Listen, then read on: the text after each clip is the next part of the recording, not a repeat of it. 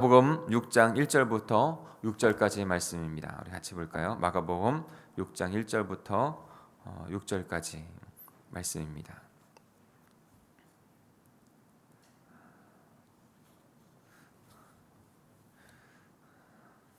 노트 페이지 60페이지입니다. 제가 한 절, 여러분이 한 절 교독하시겠습니다.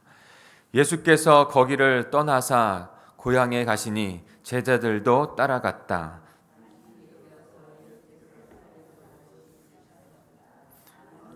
놀고 놀라서 말하였다. 이 사람이 어디에서 이런 모든 것을 얻었을까?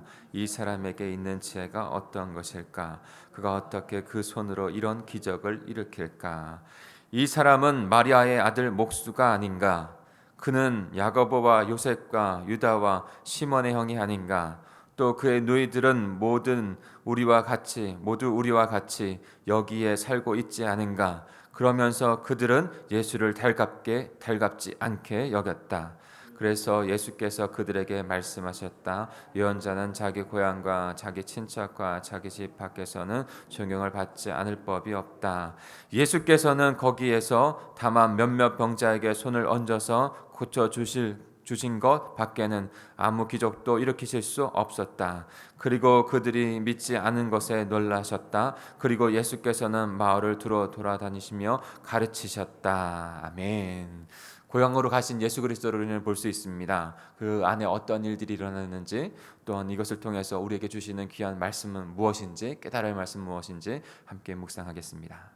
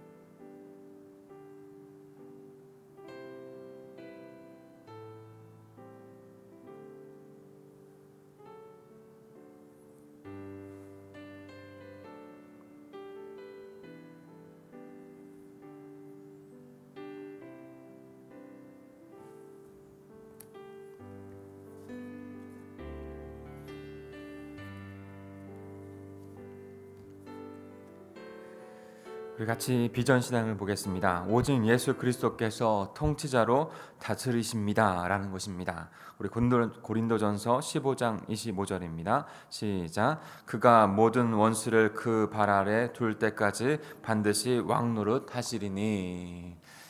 이 땅을 창조하신 그분께서, 이 땅을 다시 구원하신 그분께서, 구원하실 그분께서 이 땅에 오셨습니다. 그리고 마지막 그날까지 다스리고 통치하셔서 결국에는 하나님의 나라를 이루실 줄 믿습니다.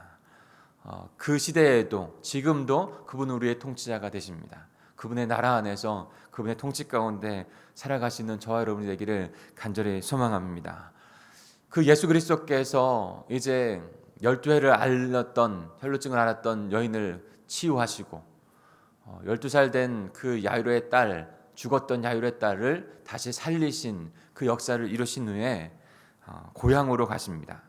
1절에 보니까 같이 읽어볼까요? 1절입니다. 시작. 예수께서 거기를 떠나사 고향에 가시니 제자들도 따라갔다.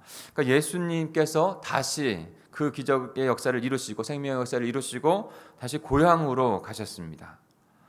왜 고향으로 오셨을까요? 이유는 분명하죠. 우리 2절을 같이 읽겠습니다. 시작. 안식일이 되어서 예수께서 회당에서 가르치기 시작하셨다. 많은 사람이 듣고 놀라서 말하였다. 이 사람이 어디서 이런 모든 것을 얻었을까? 이 사람에게 있는 지혜는 어떤 것일까? 그가 어떻게 이 손으로 이런 기적들을 일으킬까? 예수님께서 오신 이유는 한 가지입니다. 하늘나라에서 이 땅 가운데 오신 이유, 그 기적을 일으킨 다음에 고향으로 간 이유, 고향에서 또 예루살렘에 가는 이유, 그 삶의 모든 이유, 모든 목적은 바로 하나님 나라의 복음, 하나님의 백성들을 구원하기 위해서인 것이죠. 이를 위해서 하늘의 지혜를 가지고 가르치셨고 하늘의 권능을 행하신 것입니다. 그 하늘의 지혜, 이전엔 듣도 보도 못한 그 모든 하나님의 백성들에게 주신 그 말씀이 통합되어지고 그 다음에 모든 것이 깨어지는 그 하나님의 지혜를 그 예수 그리스도께서 밝히 그들에게 나타내 주신 것이죠.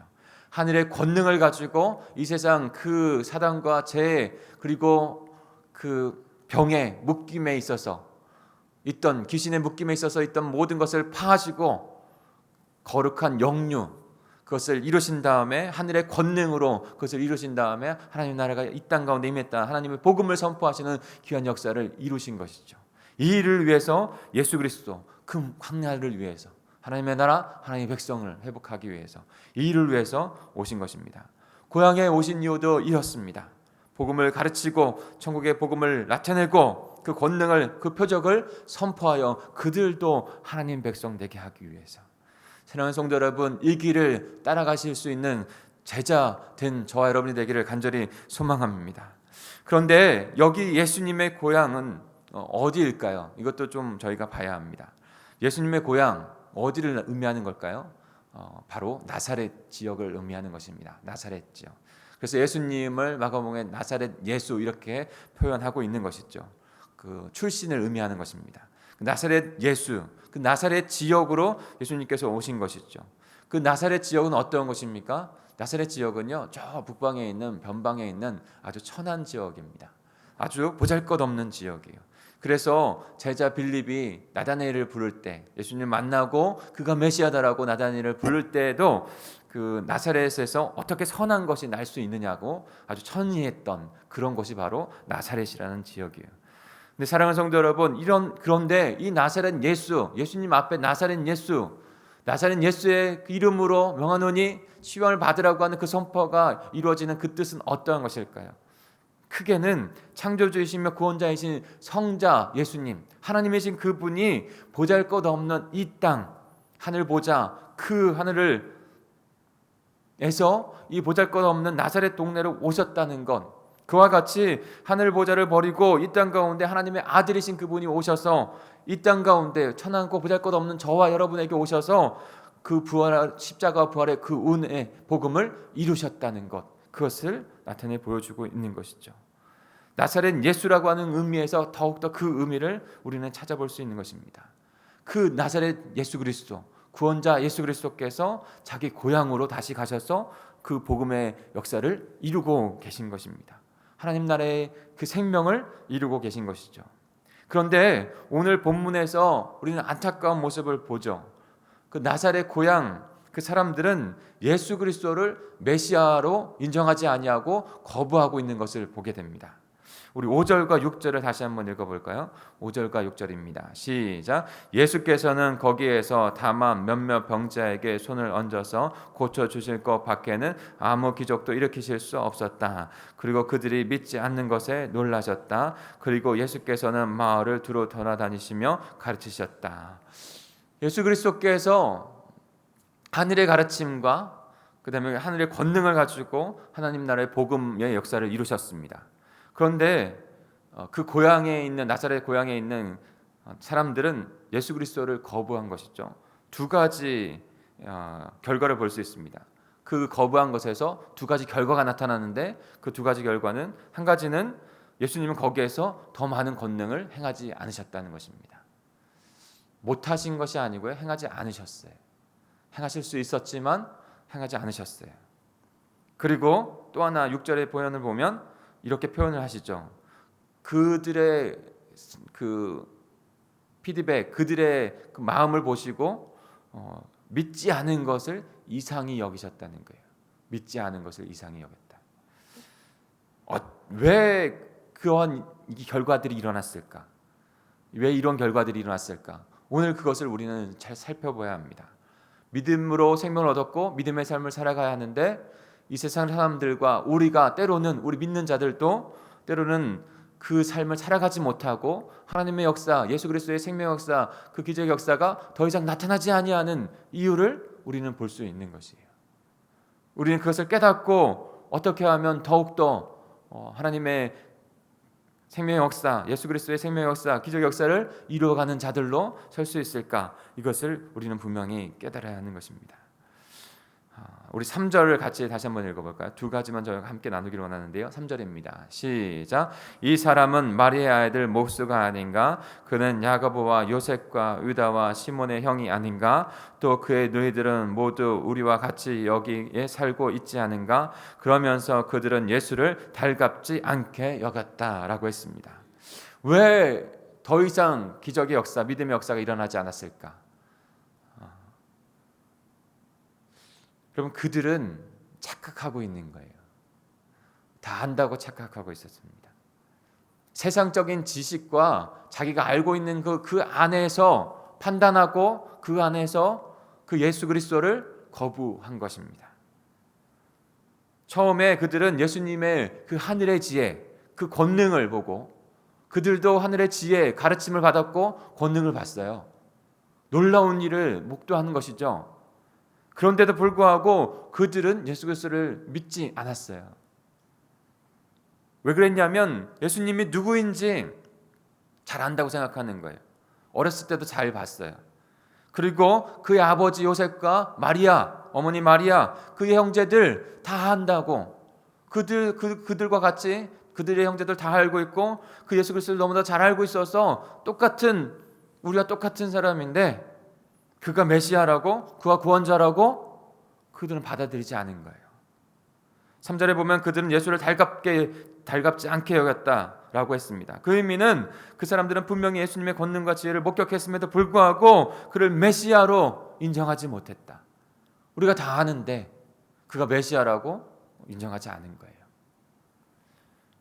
그들은 그 비천한 태생과 잘 알고 있다고 하는 그 예수 그리스도가 하나님 나라를 시작하는 하나님의 대리자라는 것을 받아들이려고 마음을 먹지 않은 것이죠.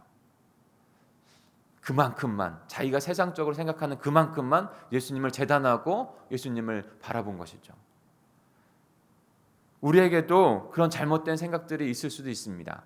우리의 생각으로만, 세상적인 생각으로만 예수님을 재단하고 바라보고 창조주이시며 구원자이신 그분을 바라보지 못하는 그 모습. 또 하나 어떤 학자는 이렇게 해석을 합니다. 이 모습을 보면서 왜 거부했을까?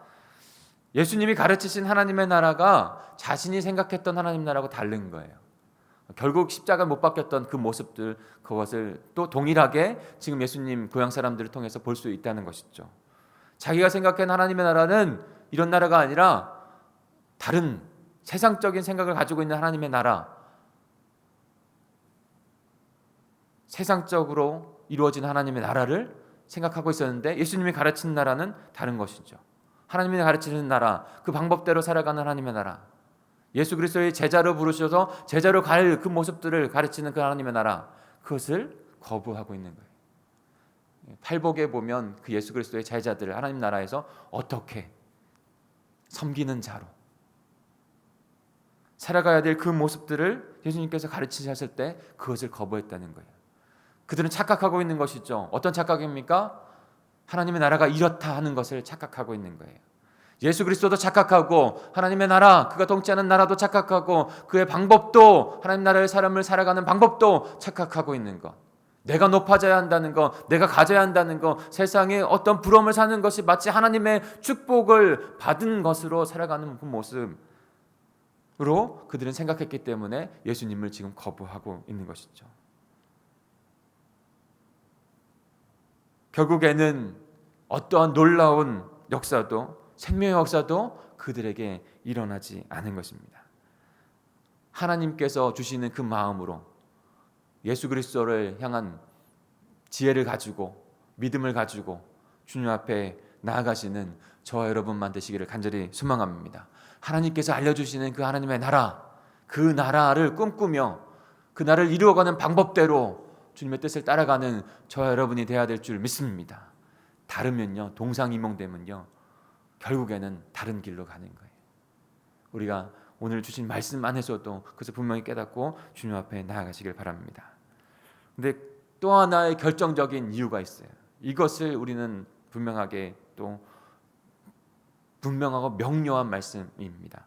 그것을 깨닫고 그것을 붙잡아야 될 줄 믿습니다. 왜 그들에게는 더 이상 기적, 표적이 일어나는 믿음의 생명 역사가 일어나지 않았는가? 우리 4절부터 6절까지 읽겠습니다. 시작. 그래서 예수께서 그들에게 말씀하셨다. 예언자는 자기 고향과 자기 친척과 자기 집 밖에서는 존경을 받지 않는 법이 없다. 예수께서는 거기에서 다만 몇몇 병자에게 손을 얹어서 고쳐주실 것 밖에는 아무 기적도 일으키실 수 없었다. 그리고 그들이 믿지 않는 것에 놀라셨다. 그리고 예수께서는 마을을 두루 돌아다니시며 가르치셨다.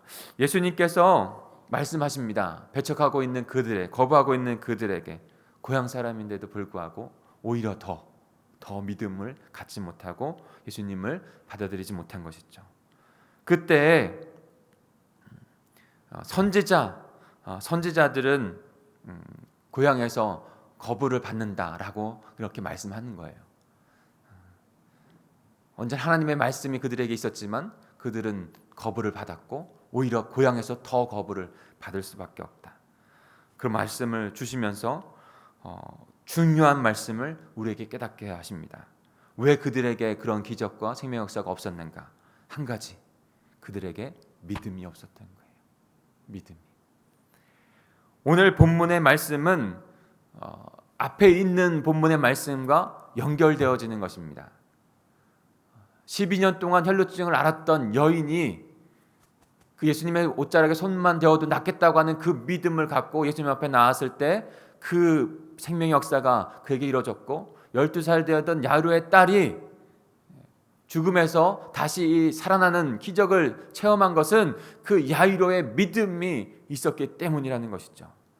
그런데 그들에게, 이 고향 사람들에게 이런 표적과 기적과 생명의 역사가 일어나지 않은 것은 그들에게 믿음이 없었기 때문이라는 거예요. 아무리 하늘의 기적을 가르치고 표적을 나타내고 하늘의 권능으로 죽은 자가 살아나는 것까지도 목도할지라도 그들에게 믿음이 없으면 생명의 역사까지는 나아갈 수 없는 것입니다.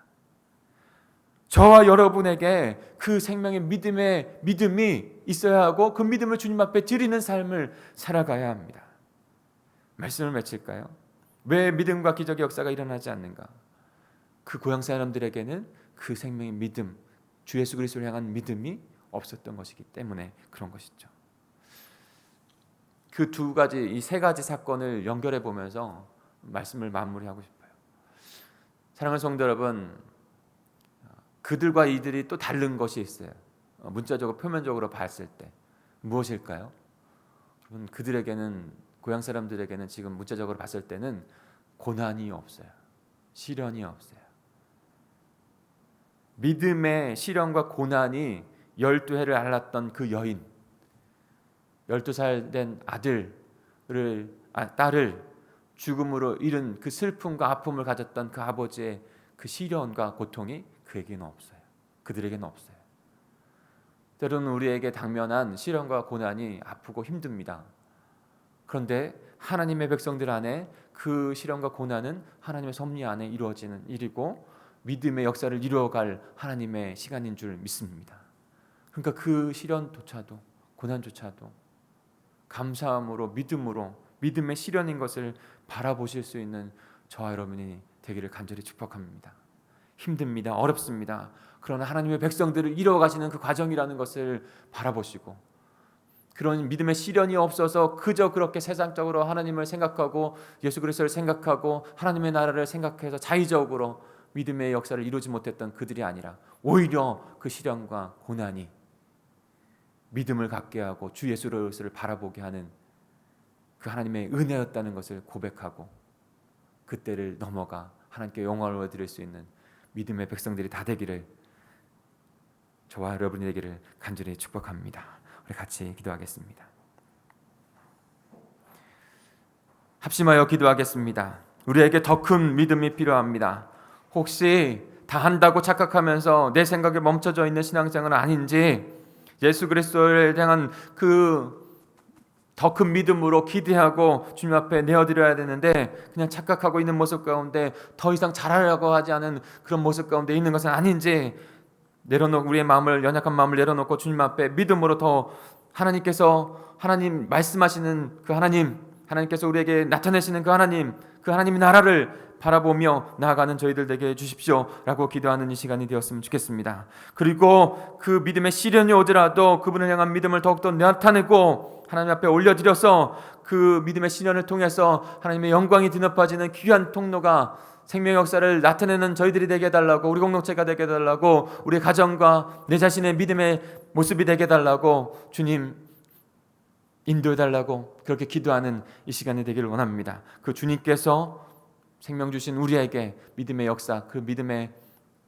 삶을 이루어가게 하실 줄 믿습니다. 그분만 바라보실 수 있는, 그분만 믿음으로 따라가실 수 있는 우리가 모두가 되길 간절히 소망합니다. 우리 주여 삼창하시고 통성으로 우리의 기도 제목을 주님 앞에 아뢰며 우리의 영혼들을 주님 앞에 아뢰며 기도하며 나아가겠습니다. 주여, 주여, 주여. 하나님 아버지 감사합니다. 오늘도 생명의 말씀